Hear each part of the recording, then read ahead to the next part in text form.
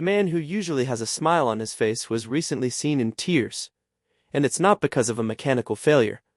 Rumors are swirling that Bugatti has hit him with a staggering $19.2 million lawsuit regarding his Chiron rebuild.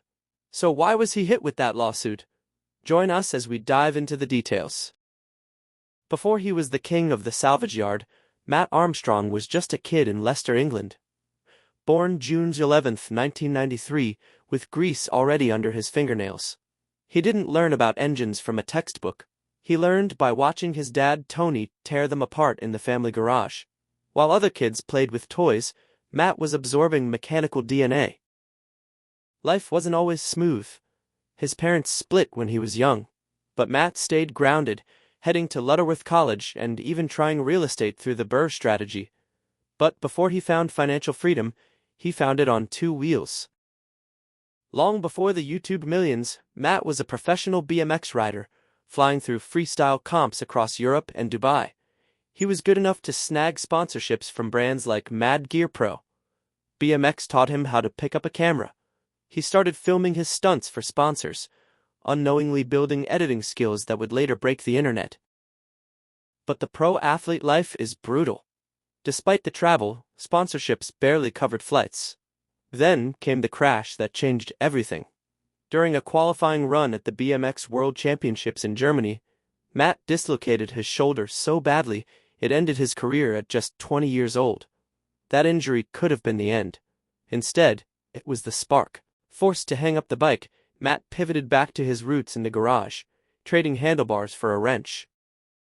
When Matt Armstrong first hit upload back in April 2013, he wasn't looking to become an automotive titan.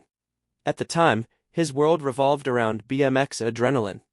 But behind the scenes, Matt was doing whatever it took to keep his pockets full, delivering food, pulling pints, working retail in tuning shops, all while soaking up mechanical wisdom at his father Tony's garage. The real shift came from total chaos when his girlfriend Hannah's Audi TT was smashed in a nasty crash.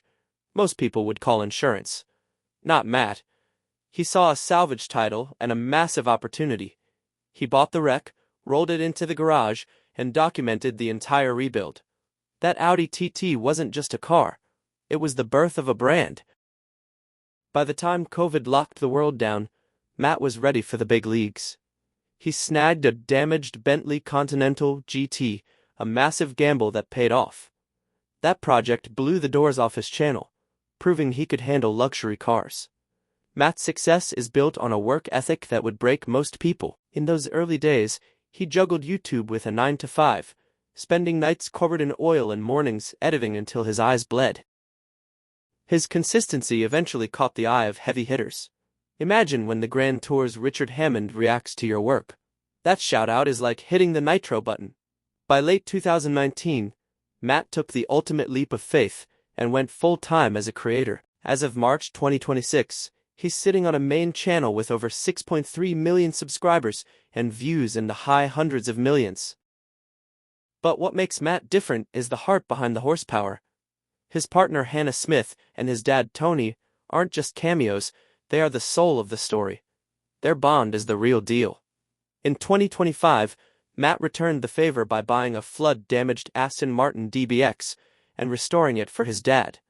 That video alone racked up over 6 million views. Even with massive success, Matt has kept his feet on the ground. He's shown every aspiring creator that you don't have to do it alone. In a world of overly polished influencers, Matt Armstrong is a breath of fresh air. While most creators hide their mistakes, Matt is right there in his bio telling us he's just a regular guy winging it. When Matt hits a roadblock or snaps a bolt, he doesn't edit it out. He lets us feel the frustration. That emotional transparency is why even people who don't know a spark plug from a piston are rooting for him. But don't let the winging it attitude fool you. Matt is a master storyteller. Even though his videos can run nearly an hour, fans are glued to every second. He structures each project like a movie, the dramatic "I bought a wreck" opening, the grueling middle chapters where everything seems lost, and the epic roaring finale. The world stood still in 2024 when he dropped 184,000 pounds on a totaled man.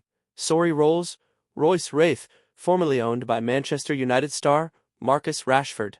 It was a £750,000 car reduced to scrap. Matt's grit turned it into his most iconic series yet. When that Rolls-Royce finally purred back to life, he took it on a triumphant road trip across Europe to the Mansory factory in Germany. Seeing the original designer's jaws drop was the ultimate payoff. It was October 2025 when the car world stopped spinning. A $6 million Bugatti Chiron Sport had been absolutely total in Miami. The owner was looking at a $1.7 million repair bill, and the car was written off and sent to Copart salvage. Most people saw a crumpled mess of carbon fiber. Matt Armstrong saw the ultimate challenge. But here's where the story takes a dark turn. In early March 2026, just weeks ago, reports emerged that Bugatti had filed a $19.2 million lawsuit against Matt Armstrong.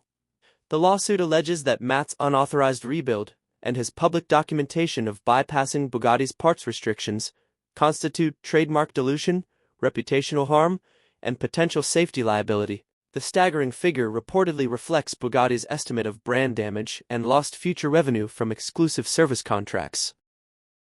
Matt was recently seen in tears during a private live stream that was quickly deleted, but not before fans captured screenshots. "I never thought it would come to this," he said, his voice breaking. "I just wanted to save a car." The front end of that Chiron was a total disaster. Crumpled metal, deployed airbags, the iconic horseshoe grille, hood, wings, and signature headlights all smashed. But the moment Matt got that Bugatti back to the UK, the corporate hammer dropped. Bugatti locked the VIN. No dealership on the planet would sell him so much as a Bolt. Then things got personal. Bugatti CEO Matt Rimac entered the comment sections, calling out Matt's claims. When Matt talked about using 3D printed parts, Rimac shut it down, saying it couldn't be done safely. He even offered to let Matt bring the car to Bugatti's facility in Molsheim for a checkover. But Matt stood his ground. He knew that if the car went back to France, it would be stripped down and costs would balloon. "I've got no chance but to try and get this car back on the road my own way," he told his fans. With the official parts counter slammed shut, Matt and his team got creative sourcing airbags from an Audi A3, having custom radiators built from scratch. They had to bring coolant, fuel, intercooler, and ECU systems back from the dead. Against all odds, the W16 roared back to life. But then came the alleged chassis crack. Eagle-eyed viewers thought they spotted a hairline crack that could have turned the car into a 300 mph death trap. Matt investigated, finding it was just residue. Then came the transmission. Rimac himself said only 2 places in the world could split the Chiron's modular design. Matt's response? He grabbed his tools and did it right there in the garage. Matt recently sat down for a raw tell-all interview on the Cars and Money podcast. Chatting with hosts Rob Moore and Carl Hartley, Matt finally pulled back the curtain on his battle with Bugatti.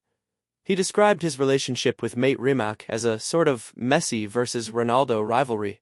"We've got mutual friends," Matt said. But once the corporate world got involved, the story took on a life of its own. The tension was palpable when Carl Hartley defended Bugatti. His take was simple. Bugatti isn't just a car brand. It's the pinnacle of luxury. They don't want a guy in a garage showing the world that their impossible machines can be fixed with grit. But Matt pushed back hard. If he's willing to take 100% responsibility, why won't they just sell him the parts? Hartley hit back with a nightmare scenario. If a Matt Armstrong repair failed and caused a major accident, the headline wouldn't be "YouTuber's Bolt Snapped." It would be "Bugatti Crash Injures Family." For a brand that sells million-dollar exclusivity, that's a risk they aren't willing to take. Then Matt dropped a bombshell. He suspects that Matt Rimac actually wanted to help him. But someone higher up in the corporate hierarchy, likely at Volkswagen Group, which owns Bugatti, vetoed the deal. That sudden change in tone left Matt in the lurch. And now, with a $19.2 million lawsuit, that corporate veto has turned into a legal nightmare. As of April 2026, the situation has escalated. Bugatti's parent company released a statement.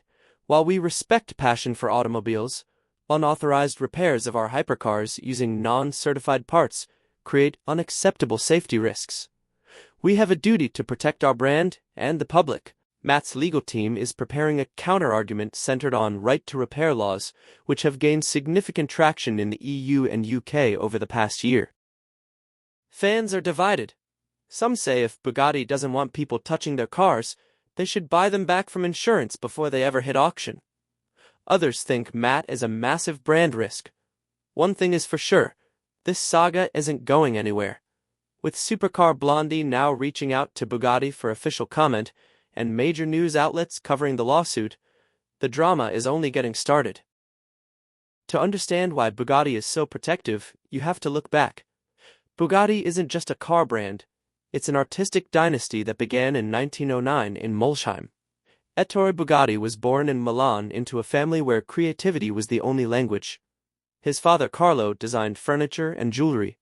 When Ettore founded his automobile company, he didn't just want to build engines. He wanted to build masterpieces. During World War I, Ettore had to leave his factory. But less than 4 months after the Treaty of Versailles, he scrambled to snag a last-minute spot at the 1919 Paris Motor Show. He showed up with 3 light cars and proved Bugatti was back. They became the name to beat in Grand Prix racing. In 1929, a privately entered Bugatti won the very first Monaco Grand Prix. Then there was the 1924 Type 35, widely considered one of the most successful racing cars ever built. Bugattis were so fast, they won the Targa Florio 5 years in a row. But the family's luck took a tragic turn on August 11, 1939, when Ettore's son Jean died while testing a Type 57 race car.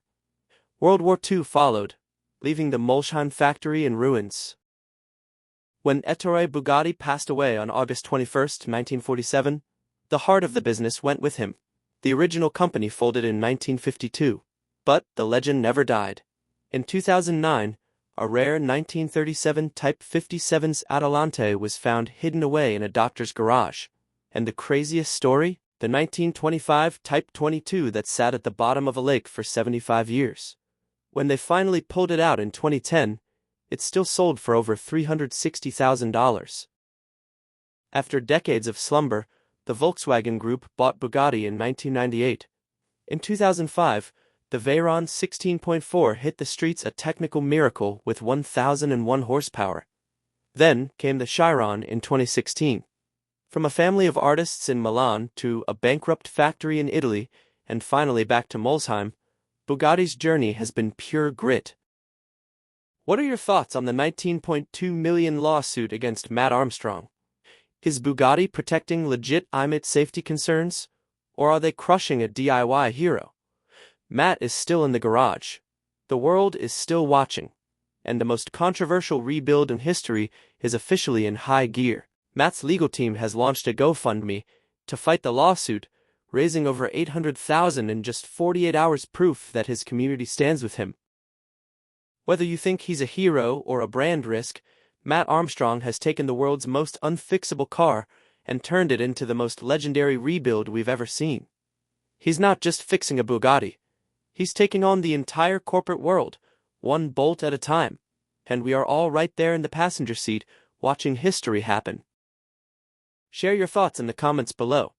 Don't forget to like, share, and subscribe. Click the next video shown on your screen, you will enjoy it.